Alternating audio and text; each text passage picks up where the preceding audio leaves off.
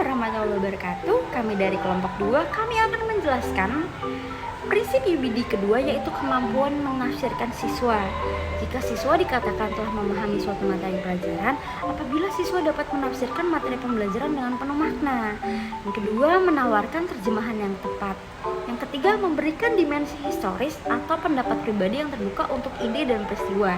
Yang keempat, mengkonstruksikan objek sesuai pemahaman pribadi atau dapat menjelaskan melalui gambar, anekdot, analogi, dan model. Kami akan melampirkan contoh konkret bagaimana siswa dapat menafsirkan sesuai tema atau mata pelajaran sebagai bukti siswa telah memahami atau menafsirkannya. Dalam tahap penyelesaian, pembelajaran bermakna atau meaningful learning merupakan proses pembelajaran di mana informasi baru dihubungkan dengan struktur pengertian yang dimiliki oleh seorang dalam proses pembelajarannya. Termaksud dalam pembelajaran bermakna terjadi apabila peserta didik mencoba menghubungkan fenomena baru dengan pengetahuan yang ia miliki, serta dikaitkan dengan pelajaran untuk memunculkan konsep-konsep baru. Metode yang digunakan dalam penelitian ini menggunakan metode kepustakaan dengan pendekatan kualitatif. Metode kepustakaan yang dilakukan dalam tugas ini dengan cara mengumpulkan data, informasi, dan juga mengumpulkan kepustakaan dalam model pembelajaran bermakna. Terdapat beberapa model pembelajaran yang dapat dihasilkan. Pembelajaran yang bermakna, model pembelajaran peta konsep, model pembelajaran advanced organizer, dan model pembelajaran kontekstual. Mengukur pemahaman peserta didik terhadap pembelajaran yakni melalui cara penafsiran. Peserta didik dianggap mampu memahami materi pembelajaran dengan penuh makna dengan menawarkan terjemahan yang tepat, memberikan dimensi historis atau pribadi yang terbuka untuk ide dan peristiwa. Baik, contoh konkret yang pertama bagaimana peserta didik menafsirkan dalam implementasinya pada proses pembelajaran, yaitu peserta didik menyajikan gambar poster mengenal Pancasila dengan tujuan peserta didik mampu untuk menafsirkan nilai-nilai dalam setiap sila Pancasila.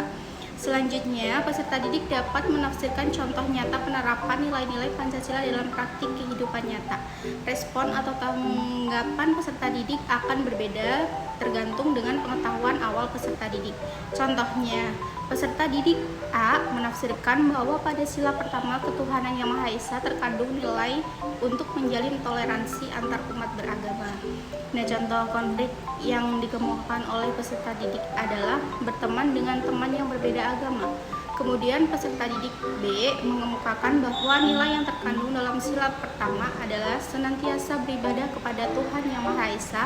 Contoh nyata penerapan sila pertama adalah dengan beribadah dengan tekun kepada Tuhan Yang Maha Esa. Hal ini menunjukkan akan adanya beragam penafsiran hasil atau ada yang sama dan berbeda yang akan disampaikan oleh peserta didik. Pada contoh konkret 2, pada mata pelajaran PKN dengan tema NKRI adalah contoh konkret bagaimana peserta didik dapat menafsirkan dan implementasinya pada proses pembelajaran, yaitu peserta didik membuat sebuah artikel tentang kasus sengketa perbatasan di Indonesia seperti kasus Blok Ambalat, kasus Natuna, atau kasus Pulau Sipadan dan Ligitan. Penulisan artikel bersumber dari media massa. Selanjutnya, peserta didik dapat menafsirkan dan menganalisis dari kasus-kasus sengketa yang telah dibuat. Hal ini akan menunjukkan pemahaman dari peserta didik serta menunjukkan penafsiran argumentasi yang berbeda-beda. Berikutnya ada contoh konkret 3 pada mata pelajaran IPS dengan tema potensi ekonomi lingkungan. Contoh konkretnya yaitu peserta didik dapat menafsirkan melalui menceritakan sesuatu fenomena berdasarkan historis, yaitu pengalaman pribadi atas fenomena, misalnya kejadian banjir di sekitar rumahnya. Kalau dijelaskan ada unsur pengalaman pribadi dianggap historis. Historis bisa dimaknai sejarah atau pengalaman yang pernah dialami. Tidak hanya banjir, mungkin fenomena atau kejadian lainnya bisa. Menarik kalau masing-masing bisa menceritakannya, sekaligus menafsirkan hikmahnya.